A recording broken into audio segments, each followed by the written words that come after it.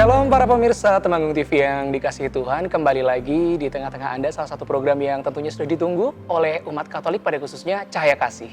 Bersama saya Gilda Seri, dan tentunya kali ini saya tidak sendiri, bersama partner saya Mbak Agnes Ida. Apa kabar Mbak? Baik, luar biasa. Luar biasa. Dan kita tidak berdua saja ya Mbak ya. Seperti biasa kita akan mengundang salah satu narasumber kita yang sudah tidak asing lagi, Romo Ibnu Fajar, MSF. Berkah dalam Romo. Berkah dalam, selamat pagi. Selamat pagi. Selamat sore. Selamat sore. Apa kabar, sehat?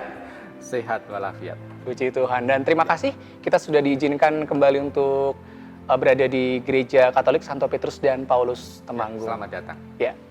Baik Mbak Agnes, tentunya Cahaya Kasih mengupas tema-tema yang selalu berbeda. Ya, betul. Ya. Tema apa nih yang kali ini akan kita gali lebih dalam lagi? Ya, pemirsa di rumah, pada kesempatan ini kita akan membahas atau menggali tentang Bunda Maria. Ya. Kita ketahui bahwa dalam gereja Katolik itu Bunda Maria itu mendapatkan tempat yang luar biasa, tempat yang khusus, dan begitu dihormati oleh umat Katolik. Nah, pada kesempatan ini kita mau kepoin sedikit tentang Bunda Maria melalui narasumber kita, Romo Fajar. Baik Romo, ada beberapa hal yang ingin kami tanyakan yang berkaitan dengan Bunda Maria. Dan mungkin banyak umat juga belum tahu ya. Ini salah satunya adalah tentang sebenarnya kapan sih Bunda Maria ini mulai mendapatkan tempat khusus di dalam gereja Katolik, dan alasannya mengapa Romo? Baik, gereja Katolik, kalau kita melihat sejarah ya, gereja Katolik mulai dari tahun 0 gitu ya. Karena sebetulnya abad pertama gitu ya, karena tahun Masehi kan tahun berarti abad-abad tentang Tuhan.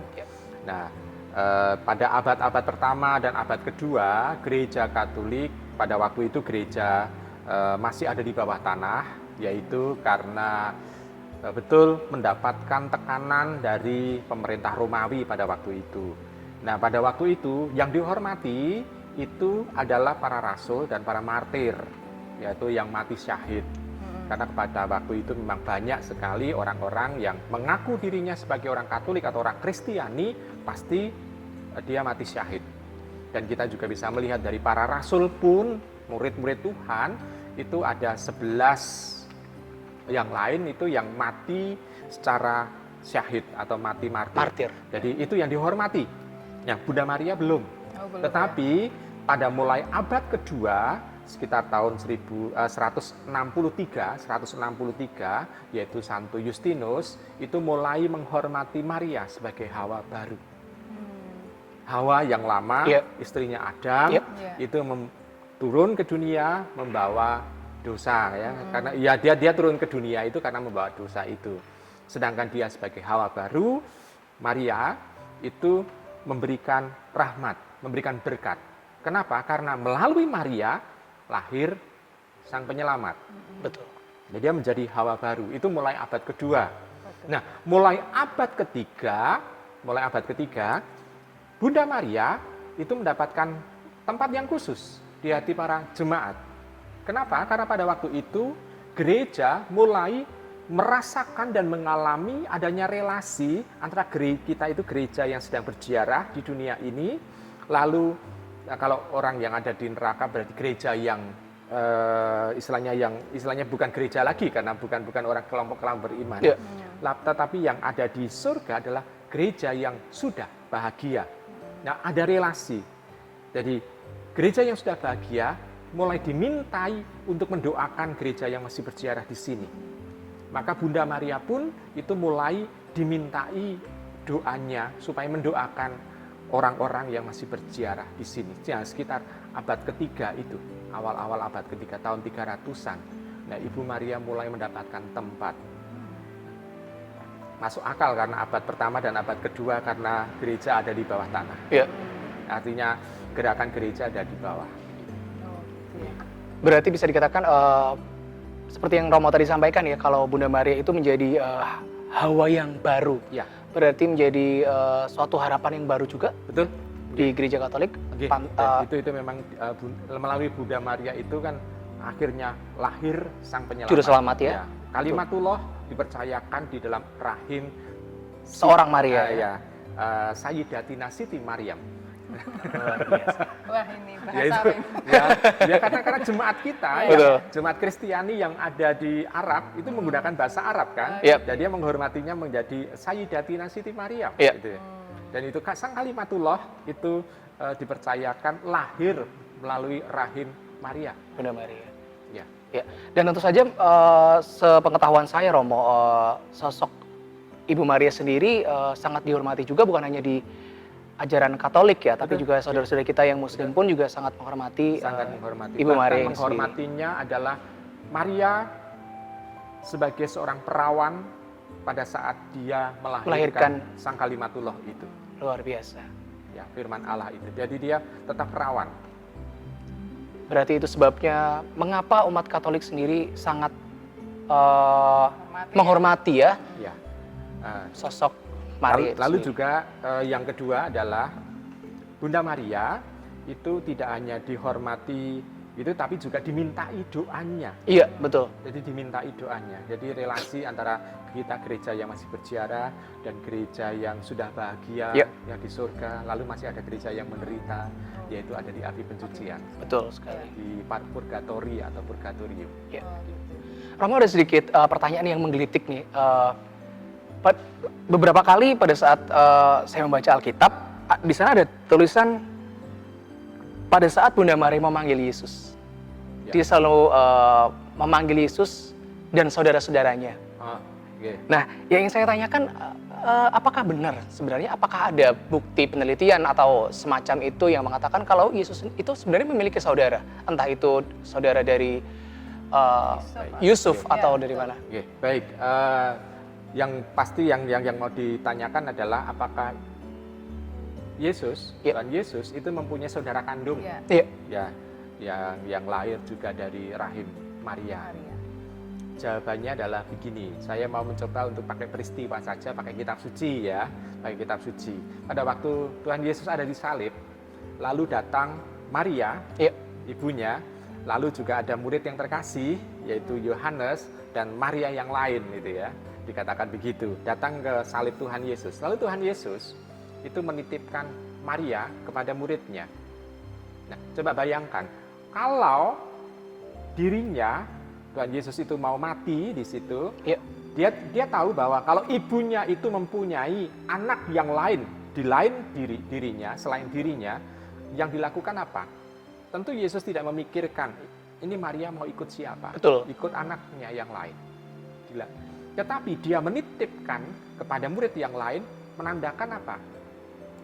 Bahwa Ibu Maria setelah dia mati, apakah bisa hidup selayaknya sebagai seorang ibu?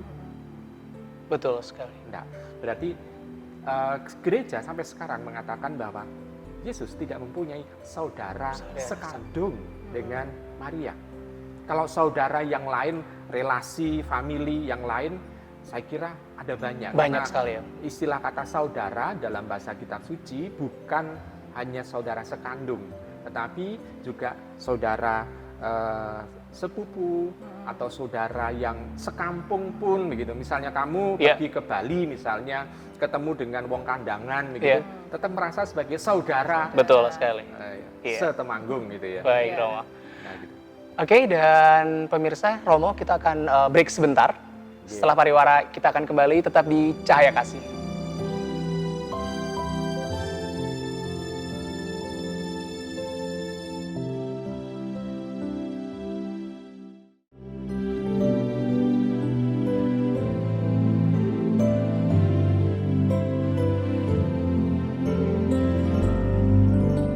Kembali lagi di Cahaya Kasih bersama saya dan juga Mbak Agnes dan juga Romo Fajar MSF. Ya, Romo, selanjutnya yang ingin saya tanyakan, dalam gereja Katolik ada anggapan bahwa sebenarnya Bunda Maria ini banyak orang Katolik yang berdoa kepada Bunda Maria. Dianggap sebagai seorang yang bisa menghantarkan doa-doa kita kepada Tuhan. Sebenarnya tepat atau tidak seperti itu, Romo? Dalam iman gereja Katolik, Ya. satu-satunya pengantara itu adalah Sang Kalimatullah itu. Firman yang menjadi manusia dalam diri Tuhan Yesus. Itu satu-satunya pengantara kita, manusia, menuju kepada Bapa. Nah, kalau Ibu Maria, itu sebetulnya adalah dia menghantar kita menuju kepada Tuhan Yesus. Jadi sebetulnya apa yang dilakukan oleh gereja itu rumusannya adalah dalam bahasa Latin per Mariam ad Jesum, melalui Maria sampai kepada Yesus. Itu sebetulnya perantara yang dilakukan oleh gereja. Maka kalau kita itu berdoa kepada Maria, itu kita mohon supaya kita dihantar menuju kepada Yesus. Dan Ibu Maria itu sebetulnya juga mendoakan kita, bukan mengantar dalam arti gandeng begitu, oh ini ibu, ini anakku, enggak. Tapi mendoakan kita supaya Tuhan Yesus pun itu juga tetap mau untuk menerima kita sebagai anaknya, sebagai muridnya.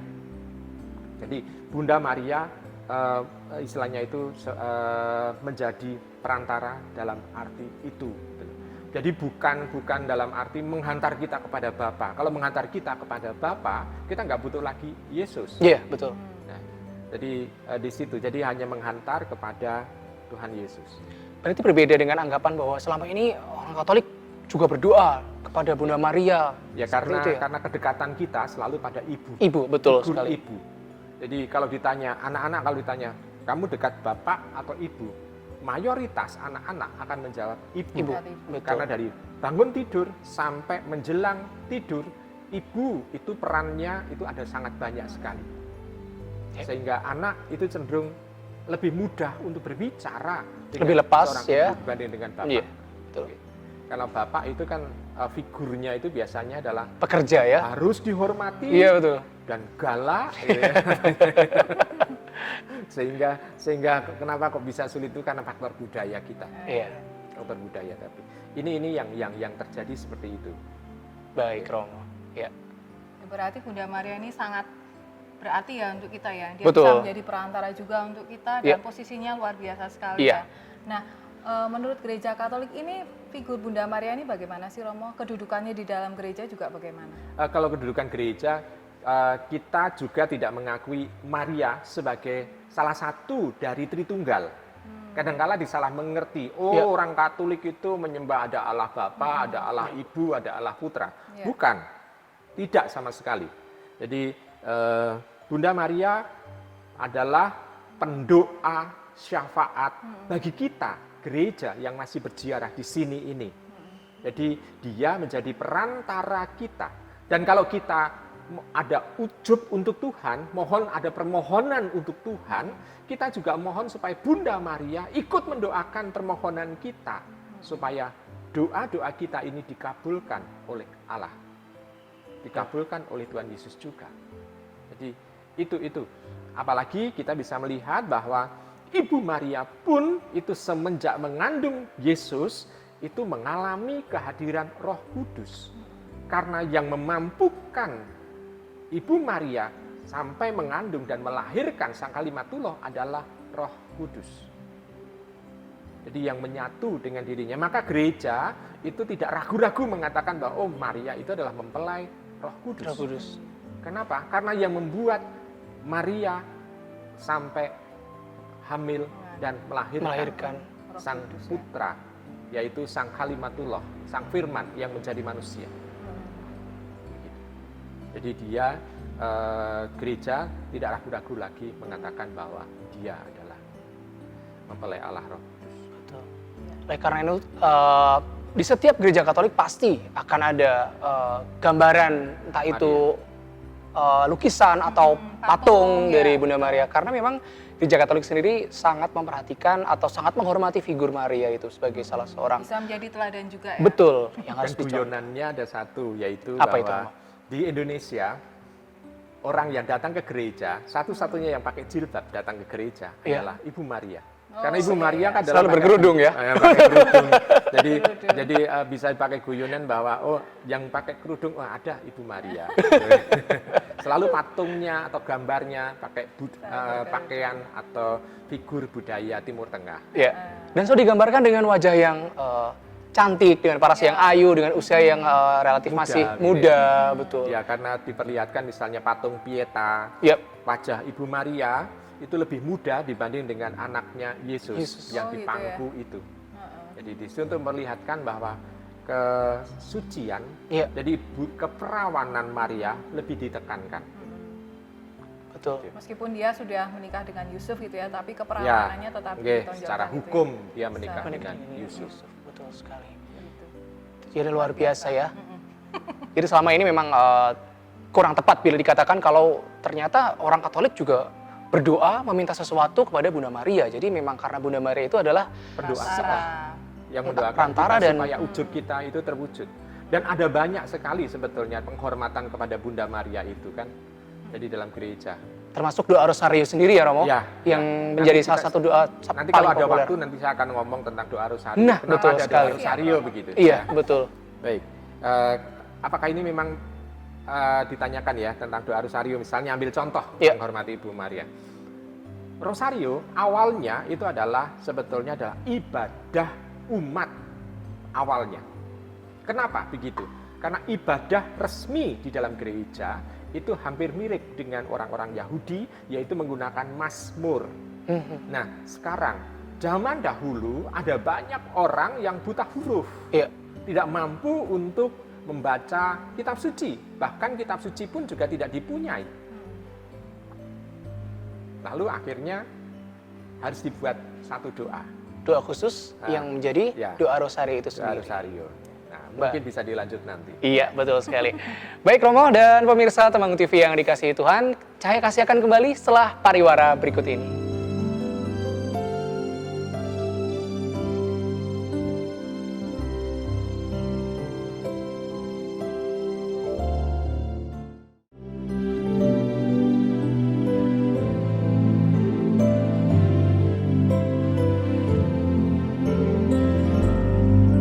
Kembali Cahaya Kasih hadir di tengah-tengah Anda di hari ini tentunya bersama Romo Fajar dan juga Mbak Agnes Ida. Ya.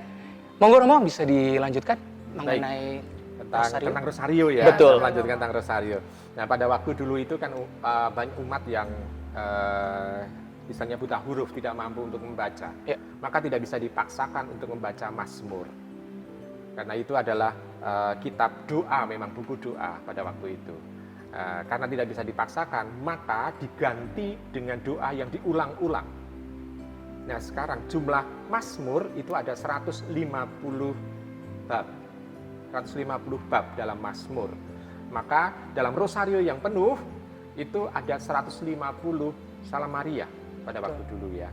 Nah, di situ kita bisa melihat 150 dibagi menjadi tiga peristiwa, yaitu peristiwa bahagia, peristiwa sengsara, peristiwa mulia. Di situ ada 3, 50, 50, 50. Jadi di situ kita bisa melihat bahwa dengan berdoa Rosario itu menggantikan doa Mazmur itu juga menjadi ibadat. Karena dalam tradisi kekristenan awal, ibadat harian ini itu harus dilakukan 7 kali atau 5 kali dalam sehari. Oh, Wah, banyak sekali Jadi ya. maka Mazmur itu harus dibaca terus menerus, Iya. buku Mazmur. Maka kalau Mazmur tidak bisa, ya sudah, orang harus menggantikan dengan doa yang diulang-ulang. Nah, doa Rosario itu adalah di situ. Tapi penghormatannya bukan pertama-tama itu menghormati Ibu Marianya, tapi menghormati Allah yang berkarya melalui Maria. Jadi Allah yang berkarya melalui Ibu Maria ini. Nah, Betul. kita pun itu juga dengan bahasa Bodone itu diarahkan juga menjadi Maria yang lain. Maria singkatan kan, manusia yang merindukan Allah. Allah. Manusia yang Ternyata ada merindukan Allah. singkatannya ya. Bahasa Inggris juga Mary gitu ya, M-A-R-Y gitu ya. Ya. May Almighty reach you gitu kan. Dan juga sama saja. Semoga Tuhan, semoga Allah itu mendatangi kita atau merengkuh kita gitu ya. Jadi ini kan juga sebetulnya suatu singkatan bahwa kita itu harus bisa menjadi Maria yang lain juga. Betul. Maria yang penuh dengan iman. Sehingga diharapkan Yesus tidak hanya ada di surga tetapi juga hidup dalam diri kita. Kalau hidup dalam diri kita seperti Bunda Maria yang mengandung Maria. Jadi ini kan juga yang diminta. Jadi mengapa doa Rosario itu supaya kita bisa menjadi Maria-Maria yang lain. Jadi kita menghormati dan menyembah Tuhan yang berkarya melalui Melalui Maria. sehingga Sang Penyelamat ada. betul sekali. Ya. Ya. Ah, ini Mas Ari ngomong-ngomong tentang Maria lagi nih, Yap. dan ada hubungannya dengan doa Rosario. Iya. Kadang kalau kita berdoa rosaria kan Ya. di Gua Maria ya. Betul. Nah, kadang di Gua Maria itu ada juga penampakan Maria. Betul. Nah, jarang kita dengar ada berita tentang penampakan Tuhan Yesus, tapi lebih banyak penampakan tentang Bunda Maria. Nah, ini bagaimana Romo fenomena seperti ini dalam gereja Katolik ini? Baik, di situ kita bisa melihat bukan hanya Ibu Maria, tetapi juga orang kudus ya, lebih banyak orang-orang kudus. Orang-orang kudus berarti dia ada sebagai gereja yang sudah bahagia. Dia bisa merasakan Allah itu mau berkehendak bagaimana. Kenapa? Karena kedekatan dia dengan Allah, maka dia mencoba untuk menyampaikan apa yang menjadi pesan Allah sebetulnya untuk kita. Jadi Bunda Maria sebagai penyampai pesan Allah sebetulnya untuk kita. Kita harus melakukan apa dalam kehidupan sehari-hari kita? Nah, paling tidak itu kita mengenal ada 5 penampakan yang besar dari Ibu Maria itu. Yang pertama itu karena sudah lama sekali, maka penampakannya itu di Guadalupe. Guadalupe. Saking lamanya ya, Romo. Saking lamanya di Guadalupe, maksudnya di Guadalupe di Meksiko. Meksiko. Ya. Di Meksiko sana, di ke Diego Pablo ya. Ke Juan Diego itu dia mencoba menampakkan dan dia berpesan supaya orang bertobat dan banyak berdoa. Pesannya itu. Kenapa? Karena pada waktu dulu orang mencari emas, mencari kesenangan sehingga lupa berdoa. Pesannya juga sederhana, yaitu supaya orang bertobat, kembali kepada Allah, ingat berdoa. Lalu ya yang itu sekitar abad ke-15-an. Lalu awal abad 19, Bunda Maria itu juga menampakkan diri kepada Santa Katarina, Saint Catherine ya, di Paris pada waktu Revolusi Prancis. Revolusi Prancis pada waktu itu gereja itu dirampok oleh orang-orang yang merasa bahwa dia ditipu oleh gereja. Lalu semua gereja di Prancis dirampok. Revolusi Prancis itu, revolusi industri pada waktu itu di Prancis. Lalu Bunda Maria menguatkan umat yang ada di sana supaya tetap setia dalam iman walaupun situasinya sulit.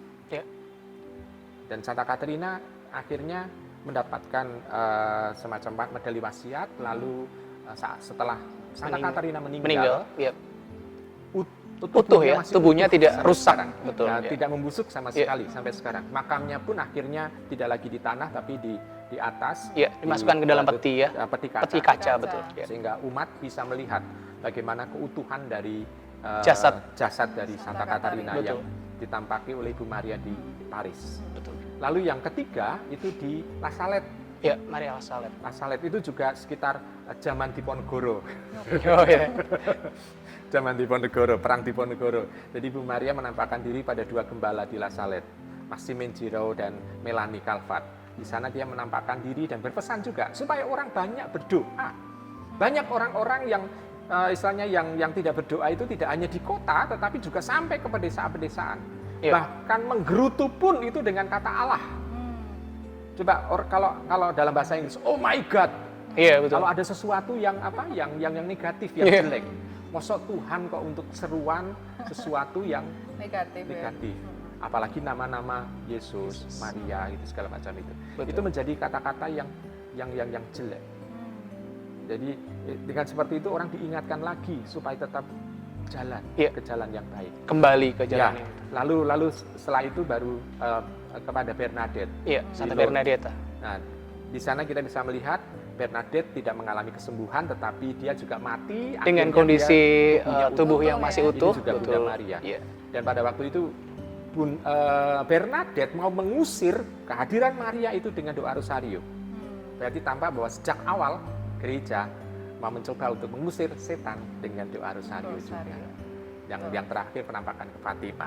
Dan di situ kita bisa melihat bahwa Bunda Maria mau menyampaikan kehendak dari Allah supaya manusia kembali kepada jalan Allah yang benar. Baik, Romo, luar biasa. Luar biasa ya. Iya. Kita harus bersyukur ya. Betul. Punya ibu yang luar biasa. Betul sekali. Selalu mengingatkan ya anak-anaknya Selalu ya. memperhatikan kita. Betul sekali. Baik, Romo dan juga Mbak Agnes, terima kasih sekali untuk waktunya. Semoga apa yang sudah kita sampaikan hari ini dapat menjadi berkat untuk saudara-saudara kita yang lain. Amin. Baik, para pemirsa Temanggung TV, kiranya sampai di sini perjumpaan kita di Cahaya Kasih, dan Cahaya Kasih akan kembali di episode selanjutnya. Terima kasih dan berkah dalam. Berkah dalam.